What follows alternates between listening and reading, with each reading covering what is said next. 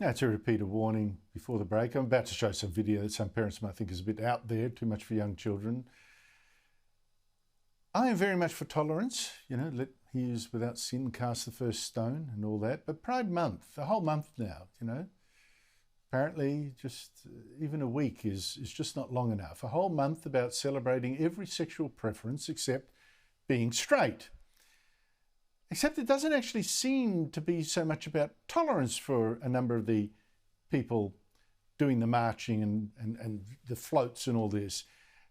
Certainly the case when you look at some of the floats on the Sydney Gay and Lesbian Mardi Gras, particularly now at the parades in places like Los Angeles and Washington. It strikes me this is more about, not so much about making children accept transsexuals and gays and drag queens and so on, which would be good, being tolerant. This is also about accepting the most demeaning sexual behaviours, whippings and all that kind of stuff, a perversion really of affection. And it's about flaunting an aggressive sexuality without any moderation or any consideration or any sense of time and place, dignity, no sense of propriety, or even a mutual love. I mean, this is promoting instead a really highly sexualized world, and say the same whether they were gay, bi or straight, in which American schools and libraries even invite drag queens to educate children, with some woke parents getting the drag queens to dress their children in drag too, and then work the room for some cash. That's the progressive United States. Progressive, let's progress back to the caves. Joining me is one of the sharpest social critics I know, Brendan O'Neill, political editor of the online magazine Spiked. Brendan O'Neill, great to see you again.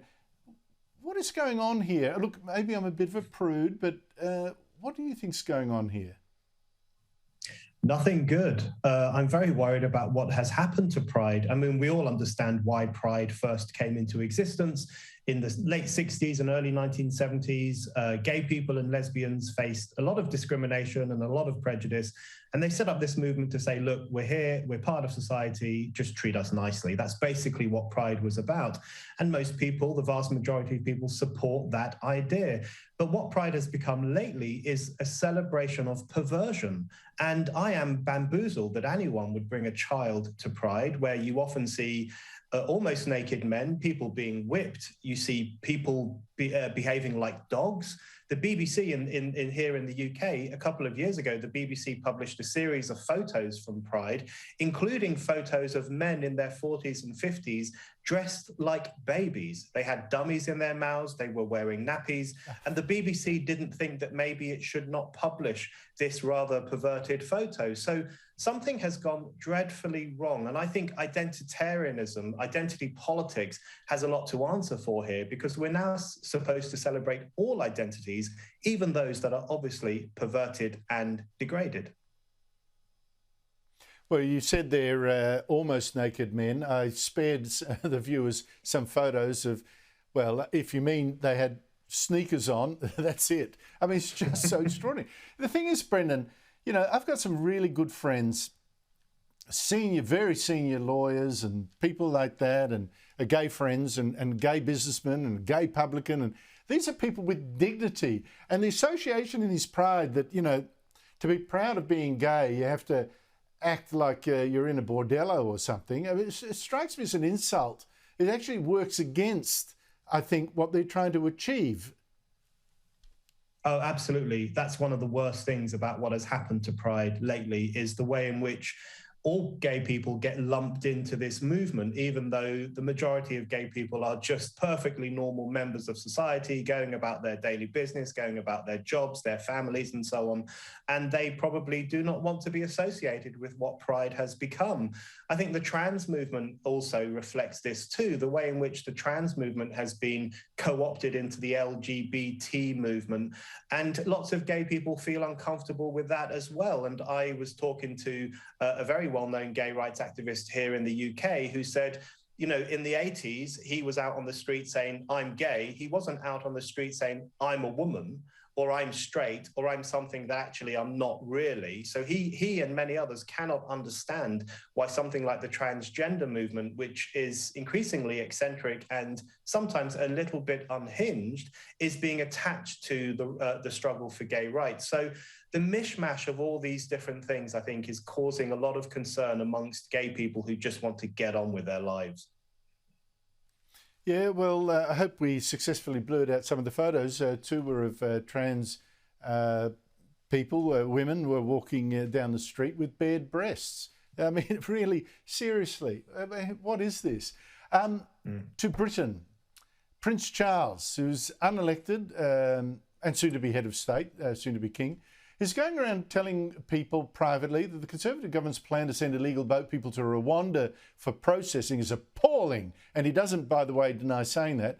That's an idea, of course, that Britain has copied from Australia's successful policies to stop the boats by sending illegal immigrants to Nauru and Manus Island. Now, the thing is, British ministers are now telling Charles via the front pages of newspapers to keep his nose out of politics, especially when he is king. Do you think this man actually can hold his tongue? Well, I hope he learns how to hold his tongue. I hope he learns a lesson or two from his mother, who understood perfectly well the limitations of monarchy and the fact that you have the power to rule the nation, but in a very decorative way. You give up political power and you give up your right to express your political opinions. Charles is entitled to hold any opinion he wants, but he is not entitled to express them in the same way that the rest of us do, because he will one day be the king. And he has to factor that into his point of view. You know, we fought civil wars in this country over the past 300 years or so to limit the power of the monarch, to put the monarch back in his or her place and tell them, listen, don't interfere with politics. Charles needs to butt out of the political realm, keep his opinions to himself, and recognize that the way his mother ruled this country for 70 years is the way he needs to do it too. Zip your lip, retreat into the palace, and leave politics to ordinary people. Brendan, I've only got half a minute or so. Reports from Ukraine that's running out of ammunition to fight the Russians. I find that so sad. Seems to me the West doesn't seem to be helping Ukraine fight to win. No, it's very worrying, and Ukraine is asking for our help, asking for our military support. They have put up an extraordinarily brave fight against the Russian invaders, and they deserve our support. They deserve everything we can give them so that they can defend their democratic sovereign nation against this criminal invasion. And I think our governments need to step up, do more, and show true solidarity with this European country under attack. Well, if this war is lost, if Ukraine loses it, what signal does that send to Russia and to China? I just think you buy more war. Brendan O'Neill, thank you so much indeed for your time.